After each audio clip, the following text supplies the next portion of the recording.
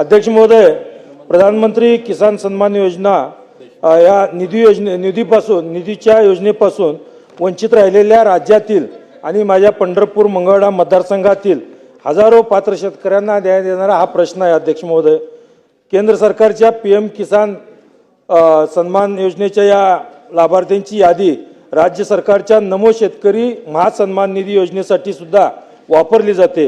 यामुळे PM किसान योजनेतील तांत्रिक त्रुटी म्हणजे नमो सन्मान योजनेतील सुद्धा त्रुटी ठरत आहेत का?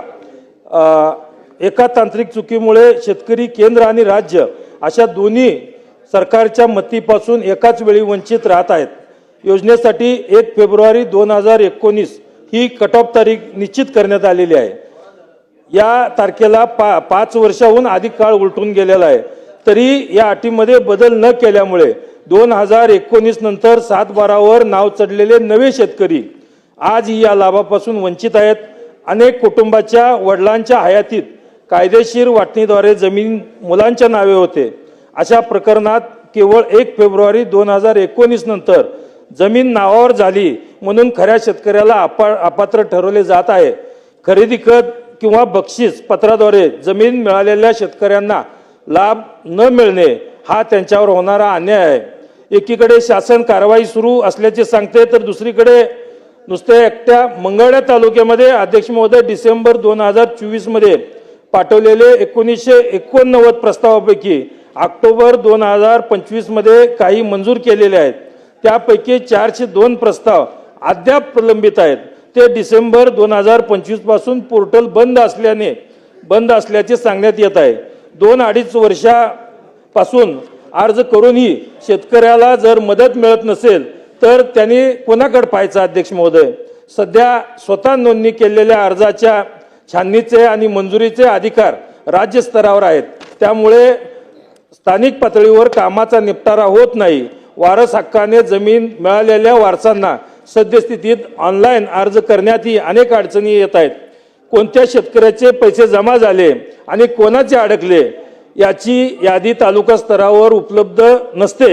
यामुळे शेतकऱ्यांना सरकारी कार्यालयाचे उंबरठे झिजवत आहेत. तर अध्यक्ष महोदय, मी या निमित्तानं शेतकऱ्यांच्या या विषयावरून मोठा असंतोष आहे. या पार्श्वभूमीला सरकारला मला काही प्रश्न विचारायचे आहेत. ते प्रश्न या निमित्तानं विचारतोय. अध्यक्ष महोदय, माझे 5 उपप्रश्न आहेत. पहिली एक उत्तर घ्या, बसा. पहिले 2 नाही प्रश्न तर मांडू द्या अध्यक्ष महोदय. उपप्रश्न तर करू द्या. मूळ प्रश्नाचं उत्तर घ्या, प्रश्न विचारा. नुसत्या मंगळवेढा आणि अध्यक्ष महोदय, सदस्यांनी खूप चांगल्या सूचना शेतकऱ्यांविषयी त्यांनी मांडल्या.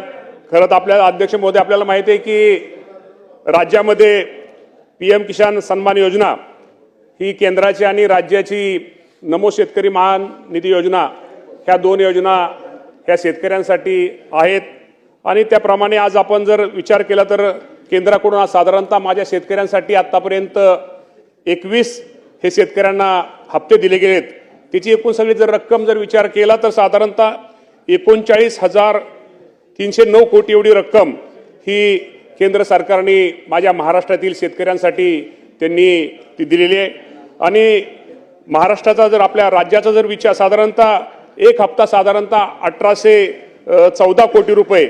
मगाशी जे आपल्या सदस्यांनी जे विषय विचारला की त्यांच्या सोलापूर जिल्ह्याचा त्यांनी विषय विचारला, तर सोलापूर जिल्ह्यामध्ये साधारणतः 6,99,000 लाभार्थी पात्र शेतकऱ्यापैकी साधारणतः 6,82,000 शेतकऱ्यांना आतापर्यंत आपण त्याचा लाभ हा दिलेला आहे. त्यामुळं त्यांचा जो प्रश्न आहे की ही जी योजना आहे केंद्र सरकारची, ह्या केंद्र सरकारच्या योजना ही साधारणतः त्याचा कट ऑफ डेट ही पूर्वी ज्यावेळेस केंद्राने योजना जी आपण केंद्राने ते राज्याने त्याप्रमाणे राबवली साधारणतः 1 फेब्रुवारी 2019 की त्याच्या अगोदर असणाऱ्या शेतकऱ्यांसाठी 1 फेब्रुवारी 2019 नंतर जर कुणी नवीन शेती घेतली तर तो लाभार्थी तो शेतकरी यामध्ये पात्र ठरत नाही.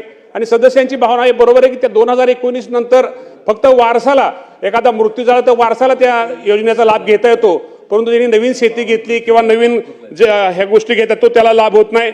त्या बाबतीमध्ये आम्ही निश्चित प्रकारे केंद्र सरकारकडे प्रस्ताव दाखल केलेला आहे. आम्ही वारंवार त्यांनी विनंती पत्र दिलेली आहेत. मी स्वतः कृषी मंत्री झाल्यानंतर माझ्या अगोदर मला वाटतं कोकाटे साहेब असतील किंवा हे असतील, आम्ही दोघांनी मी सुद्धा पत्र साधारणतः जानेवारी महिन्यामध्ये पत्र हे केंद्र सरकार दिले, कारण आता हे निकषामध्ये आता बदल करणं गरजेचं आहे. कारण काय 1 फेब्रुवारी 2019 नंतर त्यानंतर अनेक शेतकऱ्यांनी नवीन जमीन घेतलेली आहे, जे गरीब शेतकरी आहेत त्यांना हा योजनेचा लाभ मिळाला पाहिजे. या बाबतीमध्ये केंद्राकडे आमचा सगळ्यांचा पाठपुरावा चालू आहे. आणि सोलापूर जिल्ह्यामध्ये सुद्धा जे काय अपात्र त्यांनी जे सांगितलं की काय शेतकरी पात्र शेतकरी आहेत, परंतु पात्र शेतकरी असले तर निश्चित प्रकारे त्यांना जास्तीत जास्त या योजनेचा लाभ हा राज्याची योजना असू द्या किंवा केंद्राची योजना असू द्या, हा शेतकऱ्यांना लाभ दिला जाईल. जर आपण राज्याचा जर विचार केला तर साधारणतः राज्याने सुद्धा 7 आतापर्यंत शेतकऱ्यांना हप्ते दिलेले आहेत. साधारणतः 13,000 कोटी रुपये हे राज्य सरकारच्या माध्यमातून दिले आहेत. केंद्र सरकारच्या माध्यमातून 39,000 कोटी रुपये हे माझ्या शेतकरी बांधवांनी दिले आहेत. त्यामुळे हे सरकार हे निश्चित प्रकारे शेतकऱ्यांवरती हे करणार आहे. त्यामुळे निश्चित प्रकारे सदस्यांच्या ज्या भावना आहेत, त्यांचे जे काही प्रश्न आहेत, त्यांचे जे त्या बाबतीमध्ये निश्चित प्रकारे नोंद घेऊन त्यांच्यासमोर त्यांची एकत्र बैठक घेऊन या बाबतीमध्ये निश्चित प्रकारे निर्णय घेतला जाईल.